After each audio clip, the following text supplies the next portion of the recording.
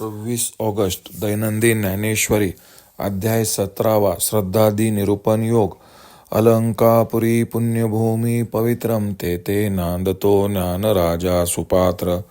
तया आठविता महापुण्यराशी नमस्कार माझा सद्गुरू श्री ज्ञानेश्वरांशी. ओवी क्रमांक 331 पासून पुढे. कष्टले संसारशीने जे देवो येती गाराने. तया ओदे नावे जेने तो संकेतुहा. ब्रह्माचा अबोला फिटावा अद्वैत तत्वे तो भेटावा. ऐसा मंत्रू देखिला कनवा वेदे बापे. मग दाविलेनी जेने एके ब्रह्म आळविले कौतिके. मागा असत ठाके पुढा उभे परी निगमाचळ शिखरी. उपनिषदात नगरी आहाती जे ब्रह्माच्या एकाहारी. तयासीच कळे हेई असो प्रजापती. शक्ती जे सृष्टी करीती ते जया एका आवृत्ती नामाचिये. पै सृष्टीची या उपक्रमा पूर्वी गा विरोत्तमा. वेडा ऐसा ब्रह्मा एकला होता मज ईश्वरा ते नोळखे. ना सृष्टीही करू न शके तो थोरू केला एके नामे जेने. जयाचा अर्थ जीवी ध्याता जे वर्णत्रयची जपता. विश्वसृजन योग्यता आली तया ते दवा रचिले ब्रह्मजन.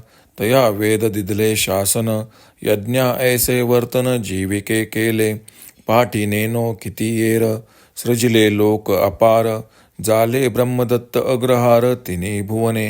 ऐसे नाम मंत्र जेने धातया अडंच करणे. तयाचे स्वरूप ऐक म्हणे श्रीकांतू तो. तरी सर्व मंत्रांचा राजा तो प्रणवो आदि वर्णो बुजा. आणि तत्कारू जो दुजा तिजा सत्कारू. एवं ओम तत्सत्कारू ब्रह्मनाम हे त्रिप्रकारू. हे फूल तुरंबी सुंदरू उपनिषदांचे. येणे सेगा होऊन एक जे कर्म चाले सात्विक.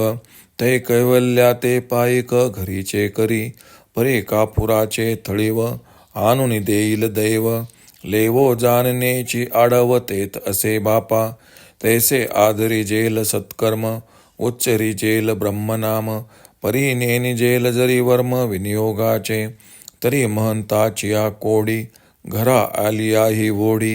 मानू नेनता परवडी मुद्दल तुटे. का ल्यावया चोखट टीक भांगार एकवट. घालूनी बांधली मोठ गळा जेवी. तैसे तोंडी ब्रह्मनाम हाती ते सात्विक कर्म. विनियोगे विनकाम विफळ होय. अगा अन्न आणि भूक पासी असे जरी देख. जेवू नेनता बाळक लंघन चिके. का स्नेहसूत्र वैश्वानरा जालिया ही संसारा. हातवटी नेनता विरा प्रकाश नोहे. तैसे वेळे कृत्य पावे तेथीचा मंत्रुह्यू आठवे. परी व्यर्थ ते आगवे विनियोगे विन. म्हणून वर्ण त्रयात्मक जे हे ब्रह्म नाम एक. विनियोगू तू ऐक याचा आता. तस्मादो मृत्युदाहत्य यज्ञदान तप क्रिया. प्रवर्तन्ते विधानोक्ता सततं ब्रह्मावादिनाम.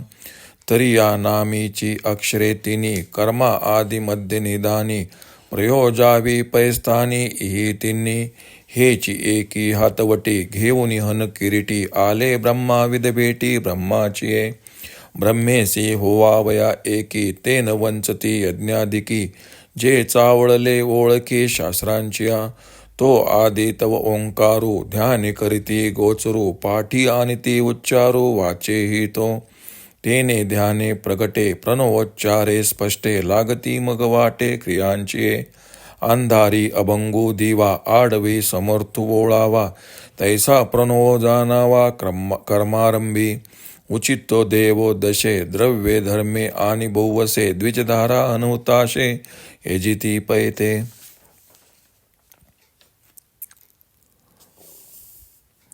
पुढे श्रीकृष्ण अर्जुनास सांगतात. ब्रह्मावरील अनिर्वाच्येच्या फिटावा नाहीसा व्हावा व त्याची ऐक्य रूपाने भेट व्हावी. अशा हेतूने वेदाने कृपाळू होऊन जीवांसाठी जे मंत्ररूप नाम शोधून ठेवले. मग या खुनेच्या मंत्राने त्या ब्रह्माला कौतुकाने हाक मारली असता जे मागे म्हणजे दृष्टी आड असल्यासारखे असते ते प्रत्यक्ष पुढे उभे राहते. पण वेदरूपी पर्वताच्या शिखरावर उपनिषद रूपी नगरात ज्याचा ब्रह्माशी सहसमागम असतो त्यालाच हे नाम महात्म्य कळते. हेही असो, ब्रह्मदेवाला सृष्टी उत्पन्न करण्याचे जे सामर्थ्य प्राप्त झाले ते ज्या एका नामाच्या आवृत्तीने म्हणजे जपानेच होय. अर्जुना, सृष्टी उत्पत्तीच्या पूर्वी ब्रह्मदेव एकटाच वेड्यासारखा काही न सुचल्यामुळे बसला होता. त्याला माझी ओळखही नव्हती किंवा सृष्टी उत्पन्न करण्याचे सामर्थ्यही नव्हते. पण त्या वेद सांकेतिक नामाने त्याला एवढे सामर्थ्य आले, ज्या मंत्राच्या अर्थाचे मनात ध्यान करून व ज्या मंत्राच्या 3 अक्षरांचा जप करून त्याला विश्व निर्माण करण्याची योग्यता आली. प्रथम ब्राह्मण उत्पन्न करून त्यांना वेद आज्ञारूपी आचाराचे बंधन लावून निर्वाहासाठी यज्ञादी साधने त्याच्या स्वाधीन केली. मग आणखी किती लोक निर्माण केले त्याची गणतीच नाही. तसेच त्रिभुवन निर्माण करून त्यास व्यवहार करण्यासाठी बक्षीस म्हणून दिले. ज्या नाममंत्राने ब्रह्मदेवाला अशी प्रचंड शक्ती प्राप्त झाली त्याचे स्वरूप तू आता ऐक, असे श्रीनिवास भगवान म्हणाले. तर सर्व मंत्रांचा राजा जो प्रणव तोच ओम आदिवर्ण मूळ अक्षर असे जाण. तत हे दुसरे, सत हे तिसरे, ह्या त्या मंत्राचे अक्षर होय. अशा प्रकारे ओम तत्सत या आकाराचे हे 3 प्रकारचे ब्रह्मनान हेच कोणी उपनिषदांचे सुंदर पुष्प, त्यांचा सुगंध तू सेवन कर. या 3 वर्णांच्या ऐक्याने सात्विक कर्माचरण केले असता मोक्ष त्याचा दास होतो. दैवयोगाने कापुराचे अलंकार जरी मिळाले तरी ते कसे लावावेत हे समजणेच मोठे कठीण असते. तसे सत्कर्माचे आचरण व ब्रह्मनामाचा उच्चार जरी केला तरी जर त्याच्या उपयोगाचे वर्म माहीत नसेल तर साधू संत प्रेमाने घरी आले तरी त्यांचे आदरातिथ्य कसे करावे हे न जाणता जर अपमान झाला तर पुण्य लागण्याऐवजी पाप मात्र लागते.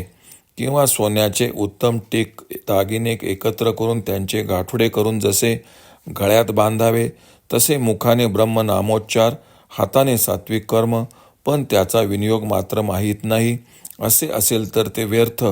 अरे, पोटात भूक आहे, जवळ अन्नही आहे, पण ते जेवावे कसे हे माहीत नसलेल्या बालकाला जसा उपवास घडतो किंवा तेल, वात, अग्नी वगैरे सामग्री असली तरी त्याचे एकत्रीकरण करण्याची पद्धती माहीत नसेल तर जशी प्रकाशाची प्राप्ती होत नाही त्याप्रमाणे योग्य वेळी कर्म घडून त्यावेळेचे मंत्रही स्मरले तरी त्याच्या विनियोगाने वर्म माहीत नसेल तर ते सर्व व्यर्थ.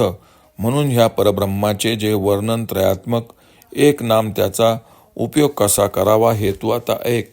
तर या ब्रह्मनामाची 3 अक्षरे ओम तत्सत यांची कर्माच्या आरंभी, मध्ये व अंती योजना करावी. हेच उपयोगाचे वर्म जाणून ब्राह्मण ब्रह्मरूप झाले. ब्रह्मरूप होण्याची ज्यांना इच्छा आहे ते, ज्याचे यथार्थ स्वरूप शास्त्रात सांगितले आहे, अशा यज्ञादी क्रियांचा त्याग करत नाही. ते प्रथम ओंकाराची ध्यानाने सिद्धी करून नंतर त्याचा वाणीने उच्चार करतात. असे ध्यान करून नंतर प्रकट प्रणवोच्चार करून सर्व कर्मांना आरंभ करतात. अंधारात दिव्याचा, अरण्यात शूर सोबत्याचा जसा आधार असतो तसा प्रणवाचा कर्मारंभात रक्षक म्हणून उपयोग होतो. योग देवतांच्या उद्देशाने धर्माने मिळवलेल्या पुष्कळ द्रव्याने ते ब्राह्मणांचे द्वारा अग्नीत यजन करतात असे श्रीकृष्ण अर्जुनास सांगतात. ओम श्री रुक्मिणी पांडुरंगाय नमः. ओम श्री ज्ञानराज माऊली नमः.